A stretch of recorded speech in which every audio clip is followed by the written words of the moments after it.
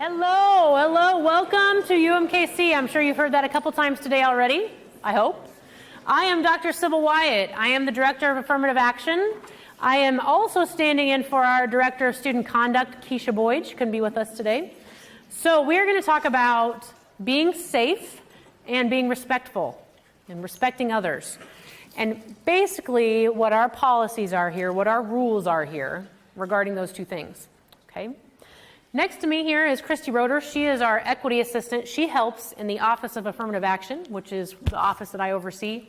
We handle discrimination complaints, harassment based on all sorts of protected identities. So gender identity, gender expression, age, disability, race, color, ethnicity, veteran status, and a number of others. That's kind of what we do in our normal everyday job. But like I said, we're going to talk about being safe and respecting others today. There are a number of rules and regulations that go along with this. We are not going to get into these. If you are interested in the rules specifically, you are welcome to look them up. You can Google your Student Conduct Code or the Equal Employment and Educational Opportunity chapter of our rules and regulations. It covers a lot of information. We have boiled it down for you into the main points today. We're going to jump right in. Prohibited unsafe behaviors. These should be pretty self-explanatory. This is what I would expect from you just as a human being. But I'm going to let you know what the university does not allow, so we're all on the same page as we move forward. Bullying, threatening, intimidating behavior. Physical aggression or violence towards someone else. If you possess an illegal or unauthorized weapon of any kind, explosives, or hazardous chemicals. To note, you are not allowed to have a weapon of any kind on campus. This also means a gun. There is a law in the state of Missouri that says individuals can have a concealed weapon, a hidden weapon, and come onto college campuses. But that also says that college campuses can decide if they want to prohibit that. All 4 of the University of Missouri system campuses prohibit guns on campus. This means on your body, in your residence hall room, in your vehicle if you park it on campus. If any of that occurs, or you see someone with a weapon, you want to call UMKC PD or 911. You want to report it, that weapon will be removed from that person's possession, and there will be disciplinary action and consequences for that behavior. Okay?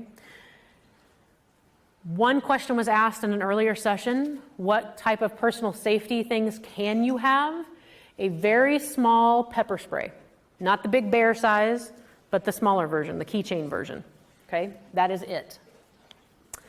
We prohibit any conduct that can be considered hazing. So if you require someone to do something that might endanger their physical safety, their mental health, in order to belong to a group, it does not have to be a formal group. It doesn't have to be a fraternity, a sorority, an athletics team. It can be your group of friends. If you require someone to endanger themselves in order to be part of that group, that is considered hazing. It's against our policy. If you stalk someone, it is against our policy.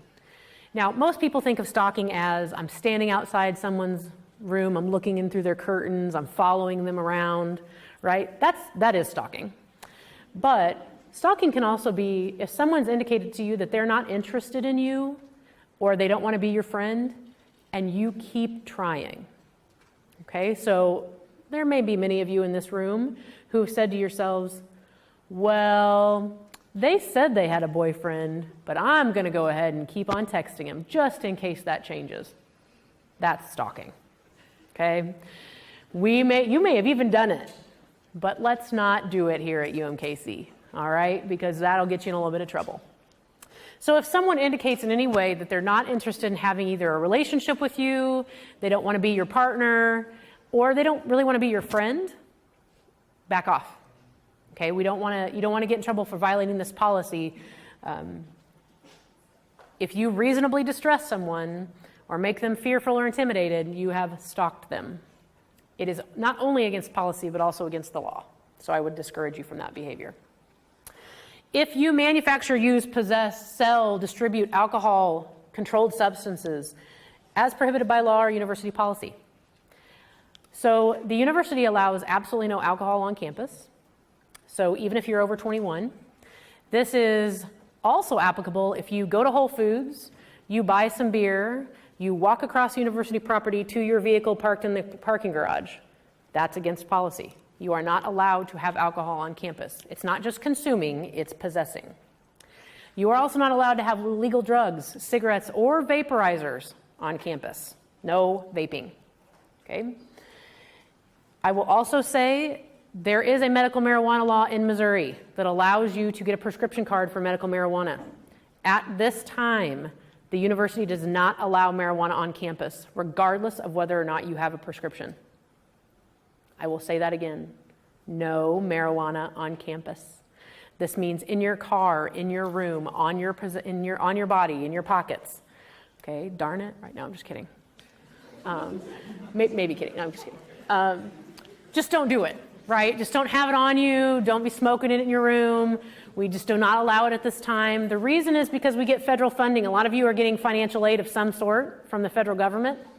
They have indicated that they have the option to pull that financial aid if we allow marijuana on campus, because it's still federally illegal. So that may change down the road, right? And then we'll change our policies perhaps, but not right now. Other behaviors, when we talk about respecting others, there are a number of disrespectful behaviors that we consider policy violations on campus. This may be a little bit different than your background. Where you came from may indicate how you feel about certain people, the way they dress, the way they look.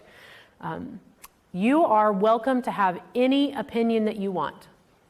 This is a campus where you can you have your own mind. You have an opinion, you have an idea, you have a feeling about the way you think about other people and what they do and who they are. And you're all entitled to your own opinion. What you are not entitled to do is to harm others because of your opinion. Whether it's physically harming another person, emotionally harming them, mentally harming them. If you are harassing them, you are teasing them, making jokes at their expense, making comments in class, treating them differently, refusing to be in a group with someone because of the color of their skin is not allowed. Refusing to be in a group with someone because they express their gender in a way you do not agree with is not allowed. Refusing to participate in a group with someone because they have a disability is not allowed. Okay? I want to be very clear. You all have First Amendment rights to express yourself until you exhibit harming behavior toward others, and then that becomes a problem. That becomes a problem even if you do it on social media. If you specifically target other students at the university, faculty, staff, members of our community, it becomes my business, even if you've done it out on social media. Okay? So I just want you to keep that in mind. I don't want to have to bring the hammer down. No, just kidding. It's not really a funny topic, but I try to throw some humor in here every once in a while so everybody's not glaring at me. Just so you know, we feel really strongly about this. We want to have an inclusive campus. We want every single one of you, no matter how you identify, where you're from, how you dress, to feel like you belong here. And that means sometimes we have to curb the behavior of others. We have to discourage certain behaviors. And we want to make sure we're all on the same page with that right away, right from the beginning. If you experience this type of conduct, you are very encouraged to report it so that we can take action against the individuals who are acting in this manner. And it may simply be me just calling them out and saying, hey, this violates our policy, we're not going to be accepting of that. And it may be a full-on investigation, and it may mean they don't get to be here at the university anymore. Okay? They get removed. We want you all to feel included. Okay? Moving on. Dishonesty of any kind. That is disrespectful behavior we prohibit. Academic dishonesty. So things like cheating, we all pretty much know what that looks like. Copying off somebody else's test, stealing answers from the teacher and giving them to others, sharing information. If you just took an exam and somebody else hasn't taken it yet and you tell them what the questions and answers were, that's cheating, right? But it's also copying someone else's work, an author's work, and not telling your instructor that's where you got it. Now, sometimes in high school or maybe in another institution, we, and I say we because I probably got away with it too, I read something someone else wrote, and then I jumbled the words up a little bit and changed some of the words and went, yeah, Sybil wrote that because I'm that smart. That's also cheating. Okay, that's academic dishonesty, that's plagiarism. If you use someone else's work in any way, you reference it at all when you're writing, make sure that you put in the works side of the reference page whose work that really was. Okay, we don't want you to get kicked out of the university because you got caught cheating. Okay, that follows you to every institution you would attempt to enroll in after UMKC. So there's your warning. Forgery or misuse of university documents or any other documents or identification. This is specifically includes your driver's license, your photo ID. If you have a fake ID, I would encourage you right now to get rid of it.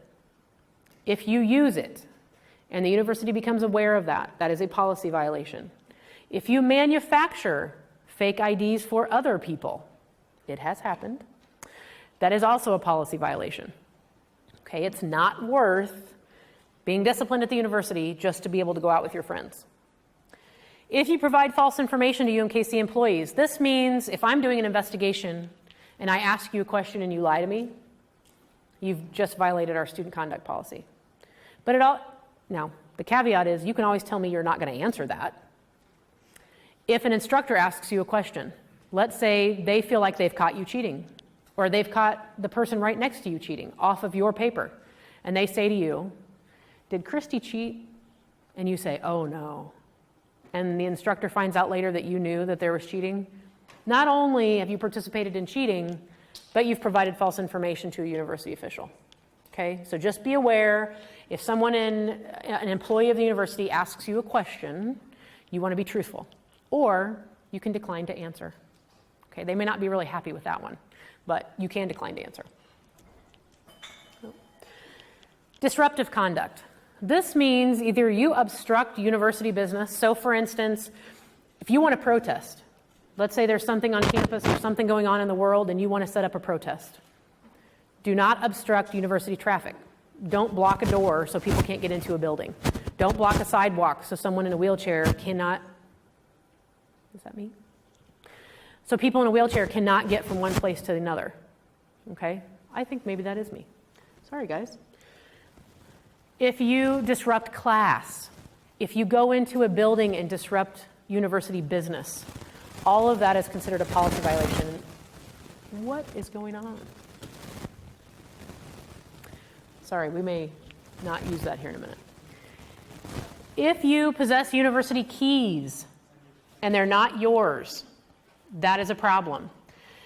You cannot, if you live in our res halls, you cannot make a copy of your key for your family. Okay? You cannot make a copy of your key for any other individual, even yourself. You get one key and one key only. If you lose that key, you have to pay a fee to get another key. Okay?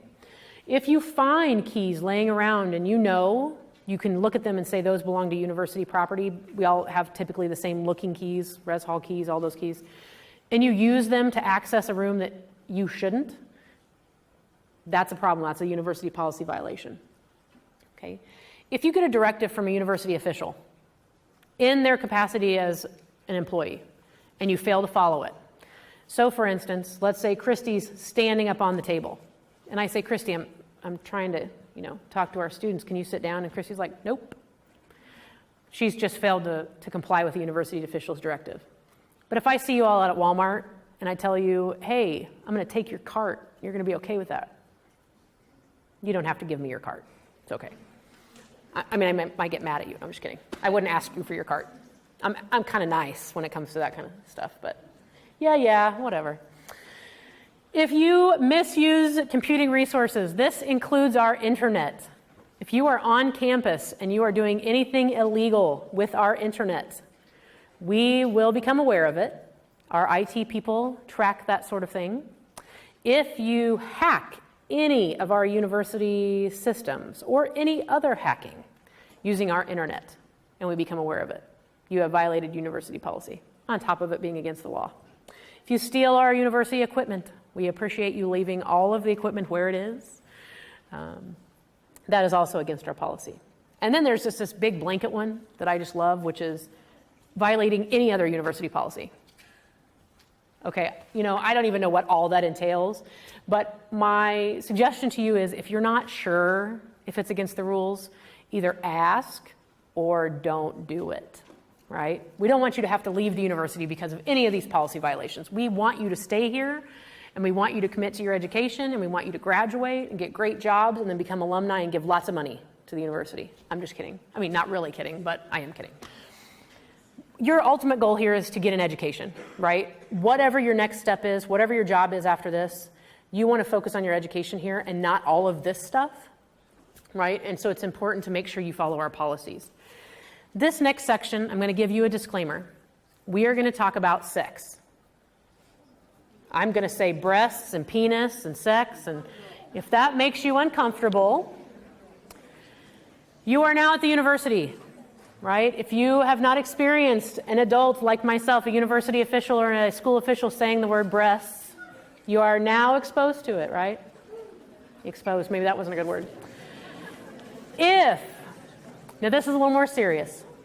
If you have been a victim of sexual misconduct of any kind, or if that topic is a trigger for you, makes you uncomfortable, you are welcome to leave the room at any time in the next few minutes when I talk about the next set of policies. I do not want you to feel like you have to remain in this room. None of us are going to call you out. We promise, as a group collectively, that if anyone leaves the room, they are not going to be questioned by anyone who sees them, other than to ask perhaps if you need anything. Okay? So it's not that you have to leave right now. At any time in the next few minutes, feel free to exit if you become uncomfortable, okay? We're going to talk about respect and intimate partners. And what do we mean by that intimate partner? It's anybody that you touch or who touches you in a romantic or sexual way. Now, sometimes for you, this may be a boyfriend, a girlfriend, a spouse, but it might also just be a hookup, right? It doesn't have to be a long-term partner. It can be a friend, anyone who touches you or you touch in an intimate or romantic way. This next set of policies applies to any of those situations. Okay? Prohibited behaviors. If you kiss or touch someone and you haven't gotten their permission, or they've asked you to stop, you have violated our policy. Okay? Now, our policy does not require that I go over to Christy and I say, "Hey, Christy, can I kiss you?" And for her to be like, "Oh, yeah." Our policy simply requires that I make sure it's okay with Christy before I kiss her. So if I lean into Christy and Christy leans back and we start to kiss, I'm good. I have permission. But if I lean into Christy and Christy leans back away from me, it may be my breath, but it may also be Christy is not interested. And she has not given me permission. And that seems pretty easy, right? That one's a pretty easy example. But I want you to think about this in every single step of intimate contact you have with someone else. From kissing all the way to sex, all the way to intercourse. Okay? It's consent, permission at every step. Just because Christy says, "Yep, you can kiss me," does not mean I have permission to touch Christy in any other way, regardless of how I feel like things are going, right? I need to check in with Christy. Now, some of you will take that literally and will say, "Christy, can I touch your breasts?" Or whatever you call them. That's fine. That's actually the best way to approach this. But that kind of feels uncomfortable sometimes. Making sure you have permission, whatever that looks like to you and your partner, that's consent and that's okay. If somebody's unconscious or asleep, do not touch them in an intimate way. Do not kiss them. If you're going to shake their shoulder because you're going to shake them awake, okay, that's not against policy. But if Christy's asleep and I start sliding my hands all over her body, I have just violated UMKC policy. Okay? Can't do that. If she reports it, it's going to be a problem for me. If the person I'm intimate with is underage, we have individuals here on campus who are 16 years old. They attend college classes with all of you. There may be somebody in this room right now who is only 16. Even if that person tells you yes, even if they are enthusiastic and they participate, you have just sexually assaulted them because they are not old enough to consent in the state of Missouri. Okay? If someone has a disability that prevents them from consenting or prevents them from giving permission because of their disability, whatever that looks like, do not engage in intimate behavior with that person. If you are unsure, do not do it. If someone is incapacitated by alcohol or drugs, we're going to talk about this in a little bit more specificity. You're here at the university. I'm not your mom. If you get drunk and you have sex, as long as the person you're having sex with is okay with that, then I'm okay with that. Okay, that's not against our policy. That's your decision. You're an adult.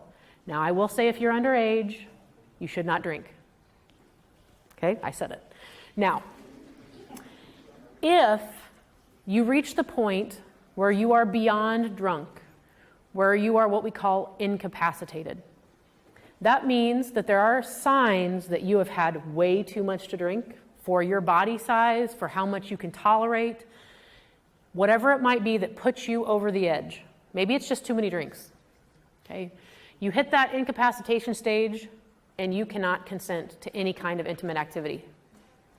If you are browned out or blacked out, browned out is where things go in and out of consciousness. So a person who's browned out could carry on a conversation with you. They can dance, they can play board games, they can watch movies, and they will not remember a single thing the next day. Okay? If they are blacked out, that means for the entire night after they reach that point of incapacitation, they can't remember what happens. It's kind of hard to tell sometimes if someone's browned out or blacked out because, like I said, they're like engaging with you. But some other signs that can help you with that, if they cannot carry on a conversation with you that makes any sense, now, maybe they're just like that. Maybe your friends don't make any sense. We have those friends, right? But if they normally make sense and all of a sudden now they can't track the conversation at all, they're probably on that borderline incapacitation or past it. If they slur when they talk, slobbering all over themselves, again, maybe that's how they are. But for the most part, they're probably going to be incapacitated. If they cannot walk without stumbling, if they have trouble standing up on their own, if they're trying to stick their keys in their door lock and drop their keys over and over, again, I can trip over my shadow. I'm that clumsy. But if I've been drinking, those are some other signs that I've had too much. If someone vomits or wets their pants, that would be a pretty good indicator they've had too much to drink. That happens, so be mindful of that if you decide to drink. If you have too much, this is not a way you want to start your campus experience. The other thing I want you to think about is being a bystander. If you see your friends acting in this manner, that's the time to take them home or get them out of the situation. And it doesn't matter if they argue with you and tell you they're fine. If this is how they're acting, this is how they're behaving, they're not fine. And they don't know what's going on typically. They really can't make decisions for themselves. So that's when you want to be that bystander. You want to be active and you want to take them out of that situation if you can. You are going to be the one who knows whether or not your friends are acting in a way that they don't normally act. So if your friend is normally pretty quiet, and all of a sudden they are loud and obnoxious and the life of the party and all over the place, I'm going to guess they've probably had too much to drink. Okay? That's when you want to be the best friend that you can be, and you want to take them out of that situation. Okay? Some other prohibited acts: using physical violence or emotional abuse against anyone that you're in an intimate partner relationship with. So what we normally hear about is domestic violence. Domestic's when you live together and there's that violent behavior. You, in this case, don't need to live together. If the person that you are intimate with in any way is violent toward you or aggressive or physically abusive or emotionally abusive toward you, that is against our policy. The one thing I will say about this is that even if this person who acts in this manner toward you or toward one of your friends is not part of our campus community, we are here to help. We are here to provide resources. We have individuals who are trained in how to help you get an order of protection from the, like Jackson County or one of the counties that's surrounding our area, or even back home. Maybe this is a back home situation. You're not from here. They can assist you in that. We can get you campus escorts. We can help you with housing arrangements, with academic accommodations. Let's say you have to miss a class because you have to go to court for an order of protection hearing. We can assist you in getting excused for those absences. There are opportunities to get some assistance if you need food, you need a place to stay short term, you need something for your pet, somewhere for your pet to stay. We will help you with anything that we can. All you have to do is reach out, or reach out for your friend, and we can help you help them. Okay? We can also ban the individual from campus. If they're not a student, faculty, or staff member, we can ban them from campus. So just know that. We're running short on time, so I'm going to go through the next ones fairly quickly. But all of these are on our policy website, and you can always ask if you're not sure whether or not something violates our policy, and we will make sure that we have got that taken care of. They're anxious, they're ready. If you take photos, this is one that is pretty common, and I see this a lot. I have this reported a lot. If you take photos of someone while they're naked or partially naked, and you haven't asked permission, or they tell you to stop and you don't delete them, that's against our policy. If you share photos or videos, whether you have permission to take them, if you share them without permission, even if all you do is take your cell phone and you show a friend a photo of your partner without their clothes on, that's against our policy. You do not actually have to send it to them. If you show them, that's enough. Okay? It's also against the law. So we take that very seriously. You can kind of read down the rest. Indecent exposure, using alcohol or drugs against someone to influence them to have sex with you. If you knowingly transmitted an STI to someone else or someone does to you. If you prostitute yourself or other students, that's against our policy. The one I want to mention is down at the bottom. This is one students are not always aware of. In fact, most people aren't aware of this until it happens or they've heard of it. It's called stealthing. If you agree to wear protection and you've consented to an intimate encounter with someone and they've agreed to wear protection, and that individual removes the protection at any time without your consent, they have sexually assaulted you. And it is reportable, and it is against the law. You have consented to the activity only if it is with protection. So know that going into an encounter with others, that if they have consented with protection, it requires the protection through the entire encounter. Okay? So what can you do? We'll move through this quickly, but I want to make sure you have my contact information. Feel free, if you want to take a screenshot of this or a picture of it with your phone. You can also just Google UMKC and Sybil. I'm the only Sybil here, so you will be able to find me. Self-care, number one, take care of yourself, okay? Counseling services, violence prevention and response, we refer to them as VPR. They're under my umbrella. I also supervise them. They're the ones who can assist with orders of protection, academic accommodations, safety concerns, wellness concerns. And they don't have to report to me because they're confidential, okay? And student health and wellness. There are ways to report any of these types of conduct, whether it is because it's happened to you or because you've seen it. You can report to me, you can report to Keisha Boyd, our Director of Student Conduct, or you can report to UMKC PD. Their phone number is here. I would encourage you to get it in your phone in case something happens on campus and you need to call them. There is also an app that we use. It's called Rave Guardian. If you download that app, you just put in your contact information. It's connected to our UMKC database. So if your phone number is in your Pathway account, your student account, it will pop you up. You confirm that's you. You can send a text message directly to the police, and you don't have to call them, and they will dispatch an officer to your location on campus. Okay? So if you feel like you are in a situation where it's unsafe for you to call 911 or call the police, feel free to use that app to send a text message, and it's just like you've called them. Sometimes that's easier, and it's not, other people are not quite as aware of what's going on. Okay? The thing I want you to take away from today is be safe, right, and respect others. Those are the two things I want you to get out of this session. If you ever have a question about any of that, even a hypothetical question, let me know, and I'll be happy to help you. Thank you for your attention. You are all going back.